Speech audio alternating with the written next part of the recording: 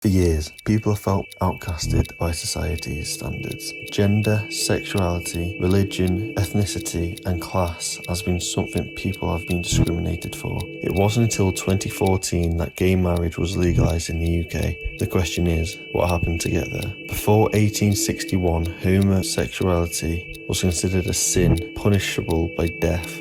There was a change in the law in 1861, the punishment being imprisonment. 1967 brought good news as homosexuality became legalised over the age of 21. Despite improvement, there was increase in homophobia within the 1980s as Margaret Thatcher came into power, standing for traditional family values. In 1988, Thatcher banned the promotion of homosexuality, making it legal to be gay but not talk about it. This homophobia being empathised by the AIDS epidemic, referred to as the gay plague. The number of people at London Pride Parade in 1988 doubled. In the 21st century, the age of consent moved to 16 in 2001. Same-sex couples were granted the right to enter into a civil partnership in 2005. Today, in 2021, 2/3 of LGBTQ population are single. LGBTQ plus people deal with anxiety and depression 2.5 times more than straight people because they are victims and cannot safely be themselves. Today, I will be speaking with Mitchell Jones to find out the struggles of coming out and finding the courage to be yourself. My name's Mitchell. I'm 26 years old. I am originally from Chester, but currently living in Manchester, and I now work in marketing. Would you explain how your upbringing was? It was a normal childhood, I would say. It wasn't only until unfortunately my mum got diagnosed with breast cancer, and it got progressively worse as time went on, and it wasn't until going into year 8 and I lost my mum to breast cancer. I was 12 when it happened, and my younger sister, she was 9, and my family around me, we've become even closer from the day it happened. Relationships, I think they've grown, and I think me and my sister have formed an incredible bond. What was it like growing up for you and Mitchell? Our relationship now and to where it was when we were younger is a lot different. As we grew up, we still used to fight and argue, and then we kind of just grew closer and closer, and especially like losing my mum, we got closer at that time. So leading up to Mitch going into uni, Yeah. was that a difficult time for you? That stage of my life was probably really difficult, and for Mitchell as well. I think there was a lot of things going on at home. Did you and your dad ever have a big argument or was there a big change? I actually decided to go to university, and in the transition of that, my dad had met a woman, and I think for me, I really struggled with it. I think we completely clashed. She had a younger son as well. He was 15, and we all moved in, and it was a very quick thing to happen. Do you think this had a stall on you coming out? Yeah, for sure, because there was a lot of, cancer came back into our lives with a bang. My dad's partner's son, he was 15 and he was diagnosed with this very rare cancer, and it was a very aggressive cancer, and within a year, unfortunately, he passed away. So, my dad is one of the most strongest person I've ever met in my whole entire life, and I think I didn't want to cause him any other undue stress by bringing something into his life that potentially he might not agree with. He had a great relationship with his stepson, they went to the football matches, and part of me kind of thought, well, this is probably the real son he wanted. For me, being at university, experience all these new feelings about who I am and what I am to expect, and then have all these issues back home as well. I was really struggling. I formed these panic attacks. I had severe anxiety. Was this because you knew you were gay? I think it's so difficult because I don't think I really accepted that I was gay. I think I honestly thought I was bi. I went on to my second year and I got a girlfriend, and I thought, well, this is it, They say you meet someone at uni and that's there for life, and I just, yeah, it was really, really difficult. And, you know, I introduced it to my family, which was a massive step. And I kind of was then also proving to my family, well, listen, if they did have any thoughts that he may not be straight, this is my proof. So how long were you with your girlfriend for? I would say I was with this girl for, I think about 6 months, I think.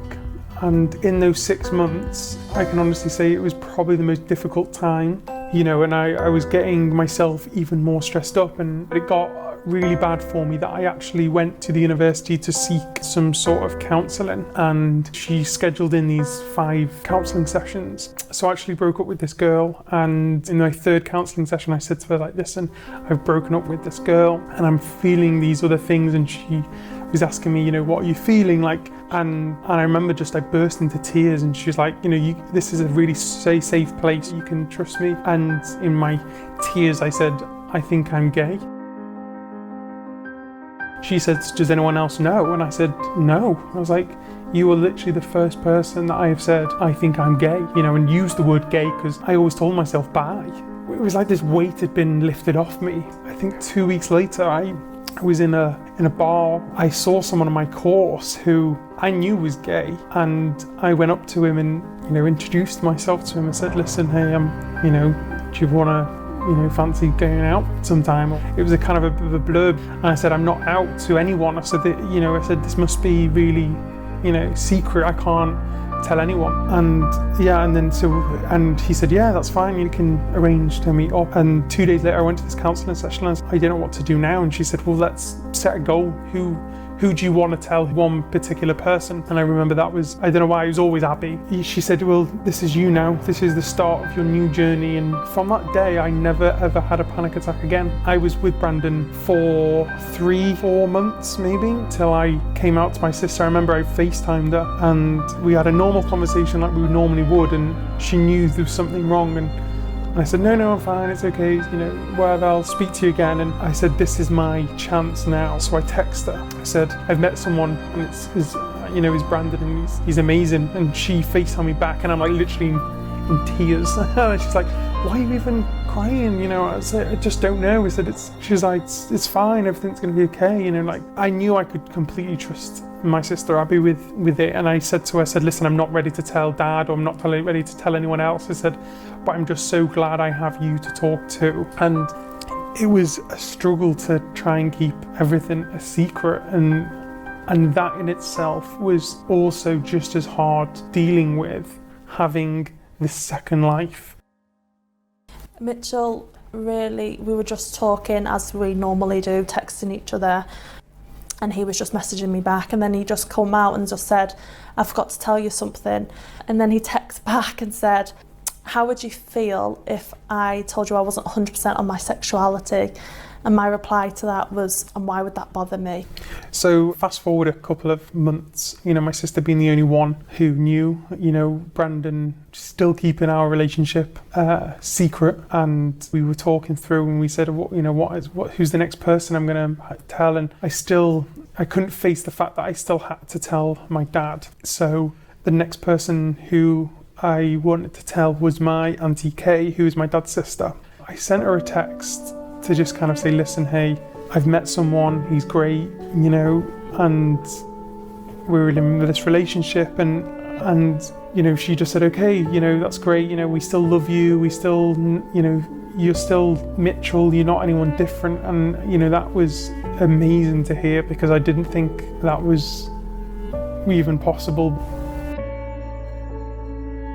And I got a message in his text. It was quite in-depth. It said about he wasn't sure of his sexuality. It said that he thought he was gay. It didn't mean that he didn't want to have children. It was quite an in-depth text. But at the end said, please don't call me.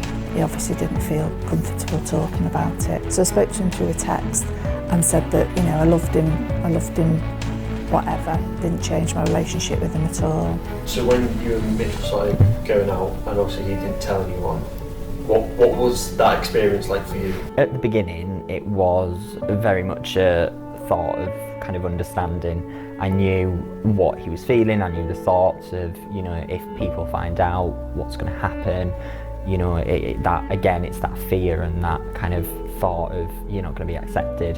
And you know, we've all been, anyone that's been gay or anyone that is gay and is in the LGBTQ+, everyone's had that point at some time in their life, and you have to understand that everyone comes out at their own time, and you can't pressure anyone. You can't say, well, you're with me now, so you need to come out, you know, we need to be open, because that's not the case. You know, I was a very open person and Mitchell wasn't, and I had to accept that. And you know, it was one of those, and you just have to be understanding about it.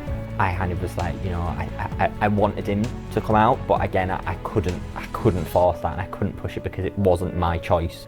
It came to the point where I had to tell my dad, because I was experienced all these amazing things, and I didn't want to leave him out, and I wanted him to know, and I felt that it was time, you know. And I got on my laptop, opened up emails, and I wrote out this long-winded email and coming out to say, you know, I've met this person, he's amazing, and I hope that, you know, you get to meet him and we can, you know, form a family and you will like him. And I just remember I said, I hope you're not disappointed, and I hope you're not upset with me because of this. And he texted me and said, hi son, I hope you're okay. You know, what is everything okay? And I remember texting back thinking, oh my God, he hasn't read his emails. He's not read it. And so I texted him back and said, hey Dad, have you read my emails? You know, and he said, yes son. He said, can I ring you?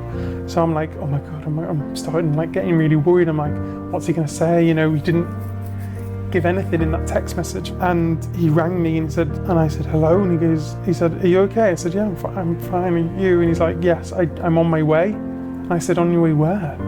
He said, I'm on my way to see you. And I said, you know, and he's like, and I'm like, I'm in York, you're 2 hours away. He's like, I'm on my way now. And I said, you don't have to, it's fine, you know, I'm okay. And he's like, no, I just want to give you a hug. And I think that was like, it was like a bit of because I was like, oh my God, like I know it's okay. And once he said, all I want to do is come give you a hug, it was like this huge weight had been lifted, because I knew that it was going to be okay.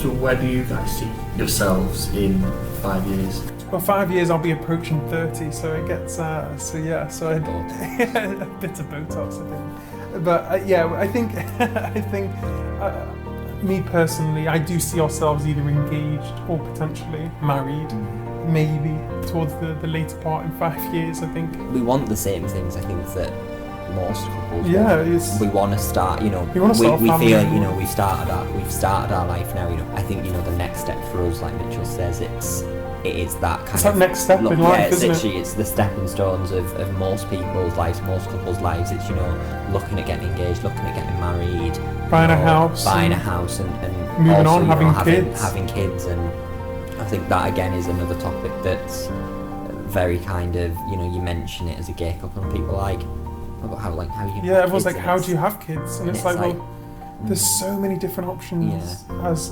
a gay couple that we can go down. You know, we can adopt. Like, I'm very, very open for adoption because every child needs to be loved in my eyes, and I don't care if they're blood or not, because they would be our child and they would receive as much love as if it was our own biological child. You know, I don't see, there's no difference. There's no difference at all. You know, we could have a surrogate. You know, there's many different ways that, you know, we can have kids. You could tell someone who was in your position a couple of years ago on coming out, what would you say? So if I could tell myself, if I could go back in time in, I don't know, 5 years, you know, before uni, I would say do it sooner. Don't be scared of what people are gonna say, and don't be nervous of what people are gonna think, and don't you know, get paranoid about other people's opinions. And because I learned that if your family completely abandon you because you've come out, you can create your own family